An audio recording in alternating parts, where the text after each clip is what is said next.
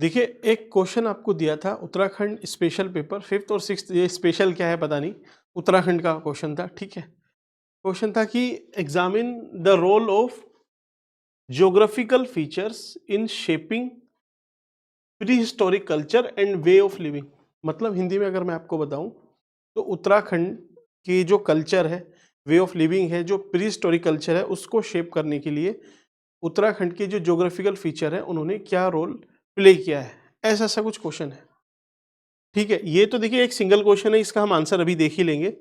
इसके साथ साथ अब ऐसे रैंडम क्वेश्चन नहीं, आपको सीक्वेंस में, मींस आपका जो सिलेबस है पेपर 5th उसकी जो पहली लाइन है उसके हिसाब से विद क्वेश्चन आंसर और तरीके से आपको समझा के दिया जाएगा, दिमाग में आपके फिट हो जाएगा, उसकी टेंशन मत लेना।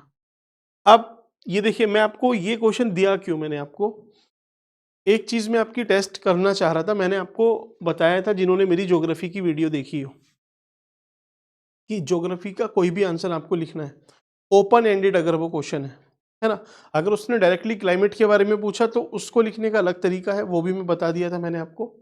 फिर भी जो पूरा एक ओवरऑल आपको एक एवरेज लिखना है, उसमें पहले ज्योग्राफिकल फीचर्स में आपको टोपोग्राफी लिखनी है, फिर क्लाइमेट, फिर वहाँ की हाइड्रोलॉजी मतलब पानी वाला सिस्टम, पानी के बाद आपको वहाँ का एनवायरनमेंट, उसमें फ्लोरा एंड फोना, फिर आपको ह्यूमन ज्योग्राफी। तो ये 5 चीज़ें, 5-6 चीज़ें, ये अगर आपको याद रही, आप कुछ भी पूछ ले, XYZ आप लिख लोगे, ठीक है।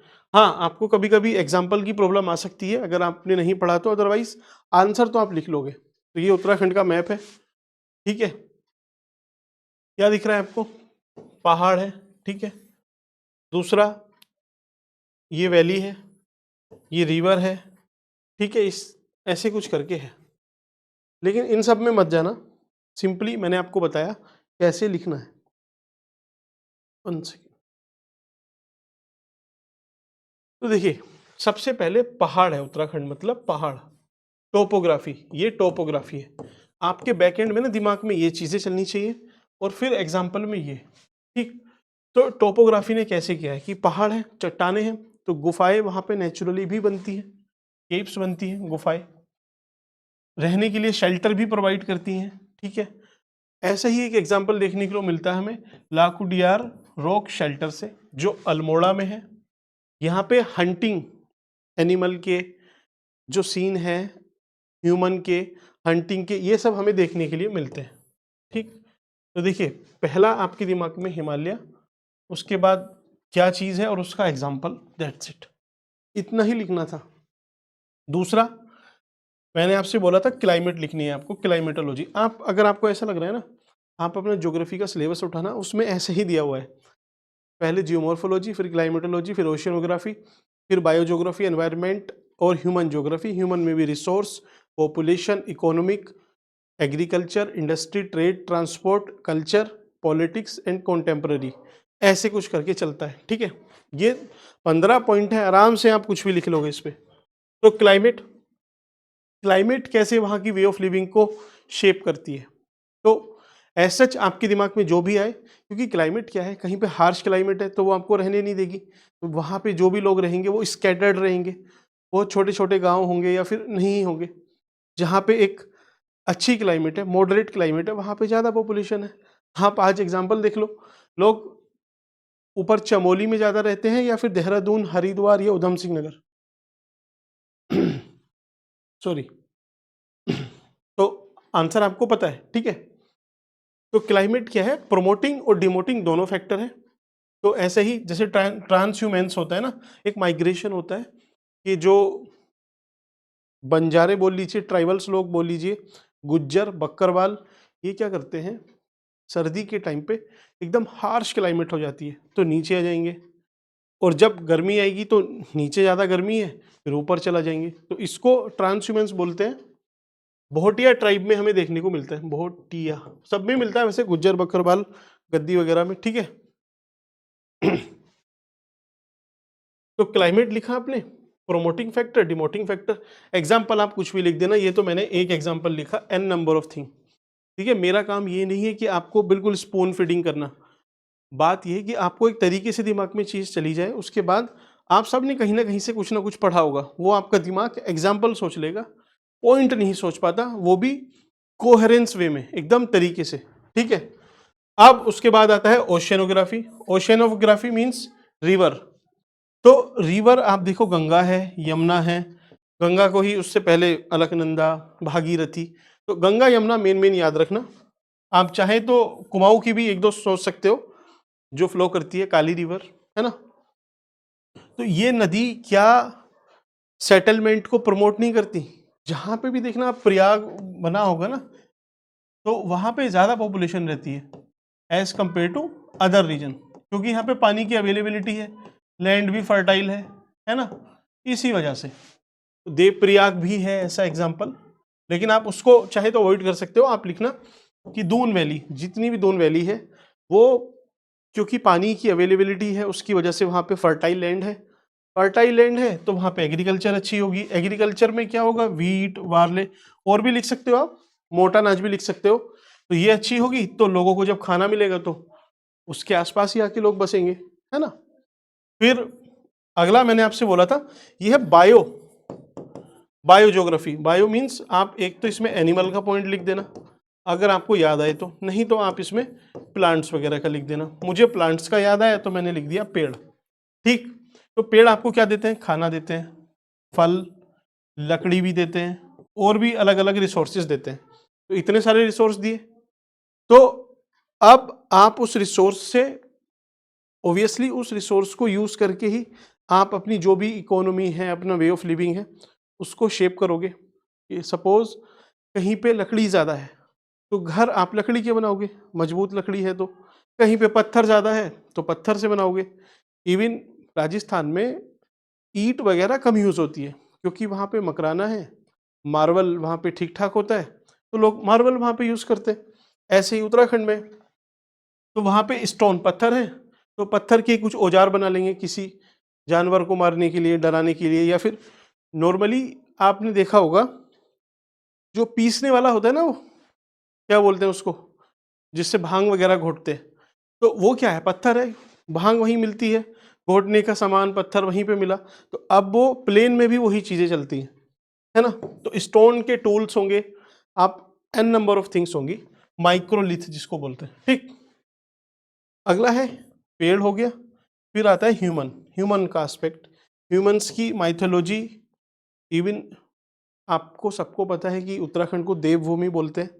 तो देवभूमि क्यों बोलते हैं, देवों की भूमि है, वहाँ पे नेचर वर्शिप भी होती है, और वहाँ पे जो रीजनल डीटीज हैं उनकी भी पूजा होती है। क्योंकि लोग, मैंने आपको, आपने शायद नहीं देखा होगा, इंडस वैली का एग्जाम्पल में बताया था, हुआ क्या था कि लोग रात को डरते थे, तो उन्होंने, जो रात के देवता थे, उन्होंने अपने एक देवता बना लिए कि रात को हमें ये प्रोटेक्ट करेंगे, और दिन निकलेगा तो दिन में तो वो आपको फायदा पहुंचाते ही। सूर्य देवता हैं, इंद्र देवता बारिश वगैरह करते हैं, तो उन्हें वैसे देवता बना लिया।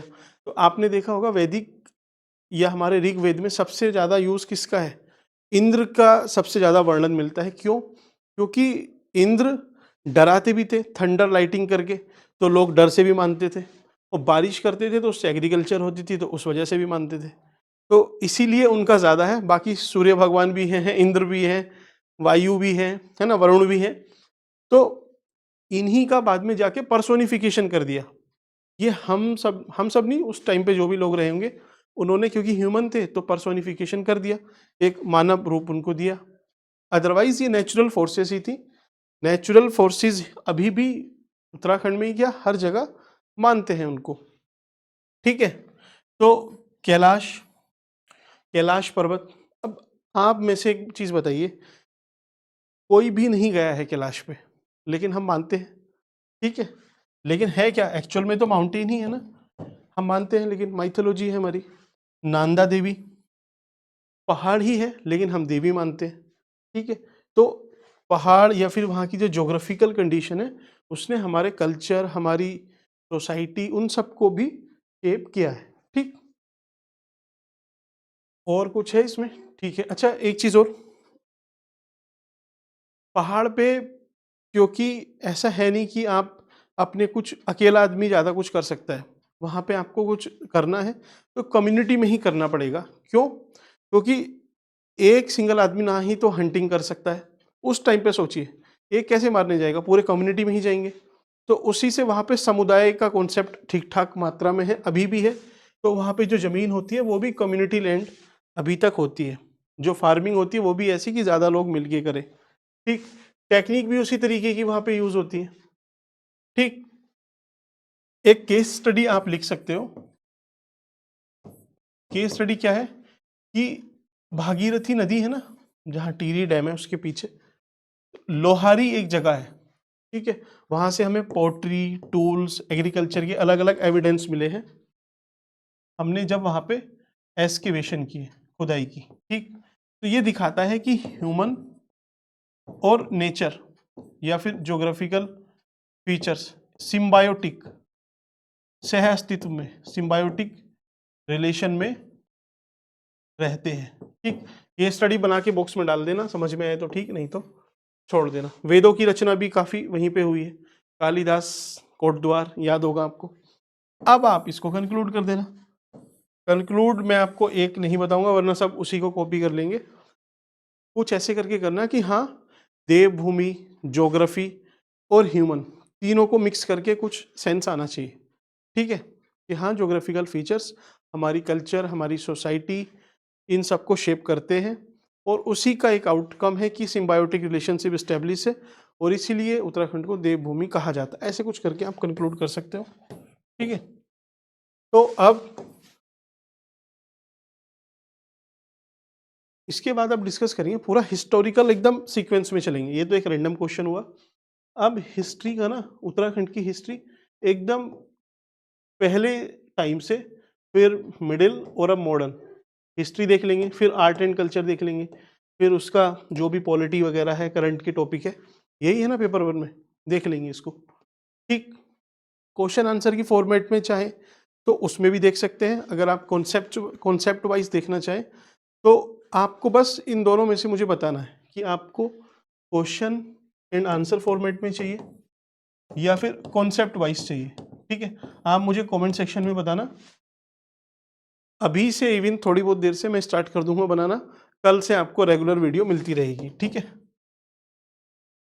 चलिए, कंटेंट पूरा तैयार है, आप आराम से देखना, टाइम काफ़ी है आपके पेपर में, एंजॉय करो, आपको गोल्डन चांस मिला है। Thank you.